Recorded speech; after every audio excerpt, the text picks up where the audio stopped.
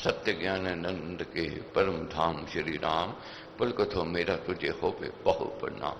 मुझे भरोसा राम तुम दे अपना अनमोल, रहूं मसन चिंत में कभी न जाऊं दो। गुरु जी को करिए वंदना भाव से बारंबार, नाम सुनो का से किया जिसने भव से पार। महाराज का कहना है, जाइए शुभ सत्संग में, करिए निर्मल अंग, श्रद्धा भक्ति सुकर्म की मन में लाए उमंग। सत्संग जाने से उमंग पैदा होती है कि मैं कुछ करूं, मैं कुछ बनूं, मैं कुछ करके दिखाऊं, मैं कुछ बन के दिखाऊं। इन दिनों चालीसा के यज्ञ में खुद अनुभव आप करोगे, कुछ ना कुछ उमंग पैदा जरूर हुई है, कुछ करने की, कुछ बनने की, बुराई को छोड़ने की और अच्छाई को पकड़ने की। बहुत पत्र मेरे को आ रहे हैं, बहुत भावना वाले मिलकर के ये बात कह रहे हैं कि बहुत परिवर्तन देखा अपने जीवन में। ग्रंथ हमारे घर में हैं मगर पढ़ने का अवसर नहीं मिला। मगर महाराज के दरबार में जब पढ़ा, जाना, समझा तो जागृति पैदा हुई है, कुछ करने की उमंग पैदा हुई है। यही सत्संग की महिमा है, यही महाराज का कहना है। सत्संग एक पाठशाला है। ये व्यक्ति को, प्राणी को यहां आकर तराशता है व्यक्ति अपने आप को, और जीवन में निखार आता है, उज्ज्वलता आती है। और जब उज्ज्वलता आती है, निखार आता है, जीवन जब तब्दीली, परिवर्तन होता है, अच्छाई की ओर बढ़ता है, व्यक्ति अपने लक्ष्य, कौन सा लक्ष्य, मोक्ष की ओर बढ़ता है, मुक्ति की ओर बढ़ता है।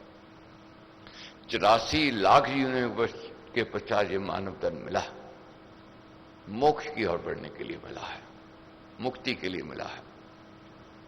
मगर माया का प्रभाव, कलयुग का प्रभाव है, पथभ्रष्ट होते हैं। मगर ज्ञान का प्रकाश विवेक को जागृत करता है। अब जानना है, समझना है महाराज क्या समझाते हैं। महाराज कहते हैं, कोई करोड़ों उपाय कर ले वे, जल थल के बिना नहीं रह सकता है। जल और थल के बिना नहीं रह सकता है, कोई कितना यत्न कर ले। और इसी प्रकार हे गरुड़, तू ये समझ कि मोक्ष हरि भक्ति को छोड़कर दूसरी जगह नहीं मिल सकता है। हरि भक्ति के बिना कोई व्यक्ति कहे मेरे को मोक्ष मिल जाए, नहीं हो सकता है। मोक्ष की चाहना है तो भक्ति अति आवश्यक है। भक्ति सबको नहीं मिलती है। राम जाप दे आनंद मान, मिले उसे जिसे दे भगवान। ये मालिक की प्रसन्नता से, कृपा से, मेहर से, रहमत से, गुरु महाराज की आशीष से ये प्राप्त हुई है। प्रातः काल उठना, आलस और निंद्रा को त्याग करके 40 दिन आना, ये साधारण व्यक्ति के बस की बात नहीं है। ये बिरले हैं जो तप करना चाहते हैं, त्याग करना चाहते हैं और अपने को साधना चाहते हैं, वही कर सकते हैं। और इतनी भारी संख्या में आपका आना और नित्य नियमित रूप से आना, ये एक चमत्कार मैं समझता हूं, मालिक की रहमत समझता हूं, गुरु महाराज का आशीर्वाद मैं समझता हूं। तो क्या कहते हैं, भक्ति करते हुए बिना जगत से जन्म मरण का नाश नहीं हो सकता है। इसलिए भक्ति श्रेष्ठ है। भक्ति के साथ जो सेवा करता है वह अपने लक्ष्य की ओर शीघ्रता से पहुंच जाता है। सेवा भी साथ में जागृत करनी है। सेवा से विनीतता आवेगी, नम्रता आवेगी, अहंकार शांत होवेगा, अहम भाव शांत होवेगा। तो इसलिए सेवा की ओर बढ़ना है। अब जीवन है, लोभ और मोह ये विचलित करता ही करता है प्राणी को। बड़े बड़े सूरमे घिर जाते हैं, बड़े बड़े संत इसमें घिर जाते हैं। मगर महाराज कहते हैं, मोह और लोभ की हवा इस ज्योति भक्ति को नहीं बुझा सकती। कीट पतंग बहुत आते हैं, इस भक्ति रूपी ज्योति पर मोह और लोभ आदि पर गिरकर समाप्त हो जाते हैं। तो राम भक्ति मन में बसे तो सब बातें दूर हो जाती हैं। उनके हृदय में भक्ति निवास करती है। जिनके हृदय में भक्ति आ गई, उसके लिए विष अमृत बन जाता है। बड़े शब्द आज सुनने आपने महाराज ने क्या कहा। अगर भक्ति आ गई, उसकी आराधना में रुचि हो गई, आस्तिक भावना जागृत हो गई, तो कितना विरोधी को ना कोई आ जाए, वह विरोधी अपना शस्त्र नहीं चला पाएगा, विष अमृत बन जाएगा। मीरा को क्या है, देखो किसने बचाया, उसकी भक्ति ने बचाया। इसी प्रकार माने क्या कहते हैं, बहुत कीट पतंग आते हैं मगर वह नाश हो जाते हैं भक्ति के आगे, अपना असर नहीं कर पाते हैं। जिनके अंदर भक्ति आ जाती है उनके शत्रु मित्र बन जाते हैं। भक्ति में ऐसी शक्ति है, शत्रु का मन भी बदल देती है, उसमें मित्रता आ जाती है। राम भक्ति की चिंतामणि बिना कोई मनुष्य सुख नहीं पा सकता है। तीन लोक का समझिए सार, राम नाम सभी सुखकार है। भक्ति के बिना परमेश्वर से दूरी करके कोई कहे मैं सुखी हो जाऊं, नहीं हो सकता है। छल करके, कपट करके, द्रोह करके रुपया तो ले आवेगा, सुख के साधन तो ले आवेगा, मगर ना वह रुपया दौलत काम आने वाली है, ना वह सुख देने वाली है, न ठहरने वाली है। तो जहां भक्ति होवेगी, जहां परमेश्वर की कृपा, जहां परमेश्वर की रहमत होवेगी, वही दौलत रुकेगी, ठहरेगी और वही सुख देवेगी। तो इसलिए ये सोच करके जाना है, अगर सुख चाहना है, दौलत की चाहना है, तो उसकी भक्ति अति आवश्यक है, उससे जुड़ना ही पड़ेगा। आपने बहुत बात दृष्टांत महाराज को सुना है कि एक चोर चोरी करता था, ठगी करता था, लूटता था लोगों को। बेटा जवान हो गया और उसको धंधा सिखाने के लिए साथ ले गया। आगे आलीशान कोठी देखी, जगमग कर रही थी, दीप माला हो रही थी, मंगल गीत गाए जा रहे थे। बड़े फक्र से कहता मैंने 4 बार यहां चोरी की है, डाका मारा है यहां पर। बेटा समझदार था, विवेकी था, कहने लगा वापस चलो, मैं काम ये नहीं करूंगा। पिता क्या कहता है, जी हमारा धंधा है, व्यवसाय है, कैसे घर गृहस्थ चलेगा। उत्तर क्या देता है लड़का, 4 बार डाका मारा है आपने, यहां कोई कमी नहीं है, वही जगमग हो रहा है, वही मंगल गीत गाए जा रहे हैं, वही खुशियां हैं, वही आनंद है, मगर हमारे घर में दीपक में तेल डालने के लिए पैसे नहीं है, नीरसता है, उदासी है, सुख नहीं है। तो फिर ये दौलत ऐसी क्या करें। छीन लावे व्यक्ति किसी के हाथ से कोई बड़ी बात नहीं है, मगर जिसके भाग्य में लिखा है वह कोई छीन नहीं सकता है। भाग्य में कौन लिखता है, वह विधाता लिखता है, मालिक लिखता है। इसलिए उस पर विश्वास करना पड़ेगा। अज्ञानी समझता है मैं खुद अपनी किस्मत बनाऊंगा, नहीं हो सकता है। छल कर ले, कपट कर ले, द्रोह कर ले। भाग्य कौन लिख सकता है, वह विधाता लिख सकता है। इसलिए उसकी शरण में जाना है, उसकी शरण में जाकर के ही भाग्य उज्ज्वल हो सकता है। तो राम भक्ति के बिना कोई मनुष्य सुख नहीं प्राप्त कर सकता है। ये स्वामी जी महाराज के कथन है, ये समझने हैं। तो महाराज ने कहा है भक्ति श्रेष्ठ है, भक्ति करनी चाहिए, भक्ति वाला ही आगे बढ़ता है। तो कोई कहे कि मैं समुद्र पार कर जाऊं बिना नौका के, बिना जहाज के, असंभव, नहीं हो सकता है। ये समुद्र है, ये संसार को जीवन, ये आसान मत समझो। ये जीवन जीना आसान नहीं है। पल पल पर कठिनाइयां आवेंगी, पल पल पर मुश्किलें आवेंगी, पल पल पर रुकावटें आवेंगी, विरोधी शक्तियां आवेंगी, मगर जिसको राखे साइयां मार सके ना कोई। वह बचाने वाला है तो कोई मार नहीं सकता है। तीर्थों पर लोग पाप धोने को दौड़ते हैं, कठोर व्रत करते हैं, दम करते हैं, नाना प्रकार के कर्म दान जप तप करते हैं, दया, ब्राह्मणों, गुरुजनों की सेवा, विद्या, वनिता आदि लोग करते हैं। मगर भगवान शिव क्या कहते हैं कि हे पार्वती, तीर्थों में लोग जाते हैं पाप धोने के लिए और दान पुण्य भी करते हैं, ब्राह्मणों की, सज्जनों की सेवा भी करते हैं, किसके लिए कि हमारे पाप धुल जाए। मगर शिव जी महाराज क्या कहते हैं कि हे पार्वती, जहां तक साधन मैंने देखा है, हरि भक्ति के बिना फल नहीं प्राप्त हो सकता है।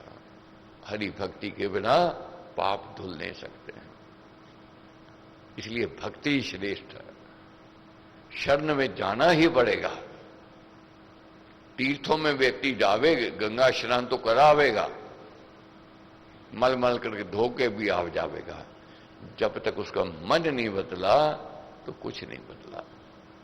जब तक मन ने प्रायश्चित नहीं किया, प्रायश्चित तब तक नहीं करेगा जब तक पाप को पाप नहीं समझेगा, बुराई को बुराई नहीं समझेगा।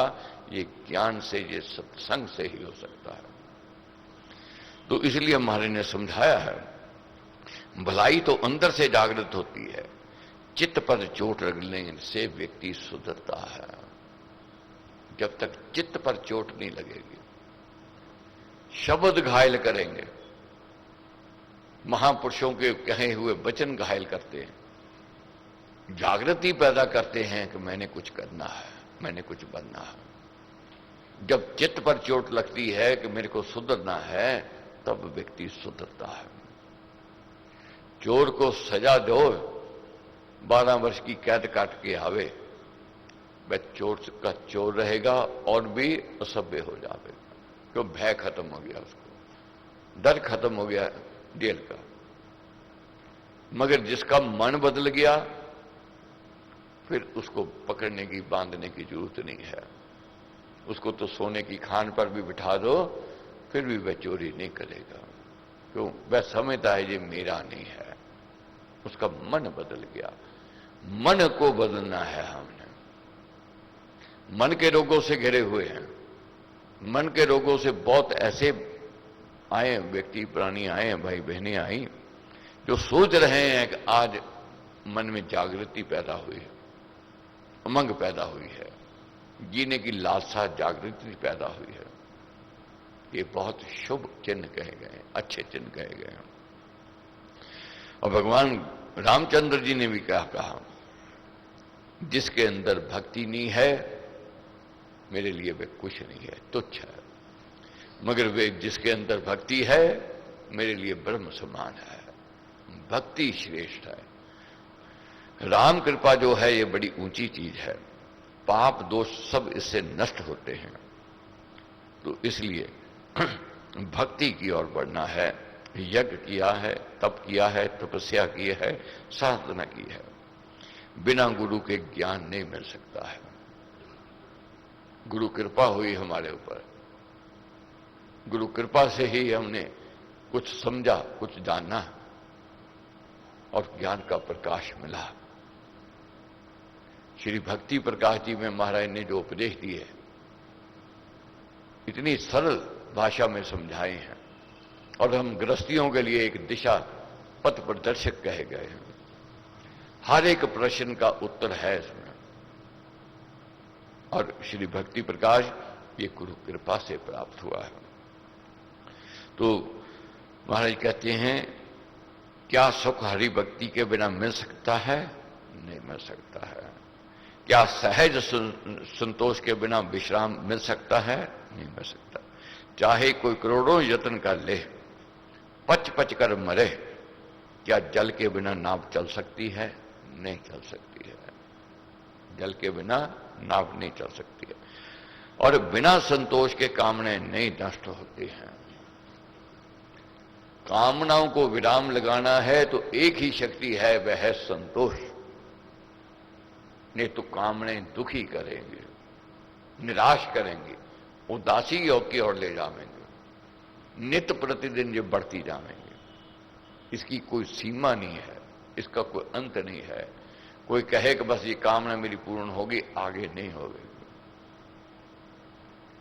इसकी सीमा हो तो बात है। हमारे ने तो यहां तक कह दिया, संसार की सारी दौलत एक को मिल जाए, संसार के सारे सुख भी एक प्राणी को मिल जाए, तब भी वह अतृप्त है, उसकी तृप्ति नहीं है। तृप्ति कब होवेगी? जब संतोष जागृत होवेगा। संतोष कब जागृत होवेगा? जब सत्संग का रंग चढ़ जावेगा। सत्संग का जब रंग चढ़ गया, सत्संग में आकर भक्ति जब जागृत हो गई, संतोष जागृत हो जाएगा। जिस दिन संतोष आ गया, उस दिन हमारा जीवन सुख की ओर बढ़ने लग जाएगा। क्या कामना हरि भजन के बिना मिट सकती है? नहीं मिट सकती है। क्या पृथ्वी के बिना कोई चीज उग सकती है? नहीं हो सकती है। क्या कोई आदमी आकाश के बिना अवकाश को पा सकता है? नहीं हो सकता है। तो इसलिए हरि भक्ति अति आवश्यक है, परमेश्वर की भक्ति अति आवश्यक कही गई है। तो इसके लिए श्रद्धा को जगाना है। जब तक व्यक्ति, महाराज कहते हैं, उसकी शक्ति को नहीं जानता है परमेश्वर की, तब तक प्रीति नहीं होती है। जब तक प्रीति नहीं है, तब तक भक्ति नहीं है। अपने दैनिक जीवन में देखो, जिस पदार्थ, जिस वस्तु, जिस व्यक्ति की हम शक्ति जान लेते हैं, उसके प्रति आकर्षण हो जाता है, अटैचमेंट हो जाती है, लगाव हो जाता है, नजदीकी करने को मन करता है। इसी प्रकार जब भक्त को अपने इष्ट पर, उसकी शक्तियों, उसकी विभूतियों के पर विश्वास, भरोसा हो जाता है कि वह कण कण में विराजमान है, उसकी मर्जी के बिना पत्ता नहीं हिल सकता है, तो उसके प्रति प्रीति जागृत हो जाती है। इसलिए महाराज कहते हैं, उसकी शक्ति को जानो। शक्ति को जानोगे तो भक्ति बढ़ जाएगी। तो आज महाराज के ये दिए हुए वचनों का मनन चिंतन हम इसलिए कर रहे हैं। अब यज्ञ में 4 दिन शेष रह गए हैं। इन बातों को साथ लेकर के जाना है, संतोष को जागृत करके जाना है, मन को ऊंचा करके जाना है, और ये विश्वास जगाना है कि राम नाम बुध मंगलकारी, विघ्न हरे सब पातकारी। राम नाम शुभ शकुन महान, स्वस्ति शांति शिव कर कल्याण। और राम नाम मन मुख से गाना, मानो मधुर मनोरथ पान।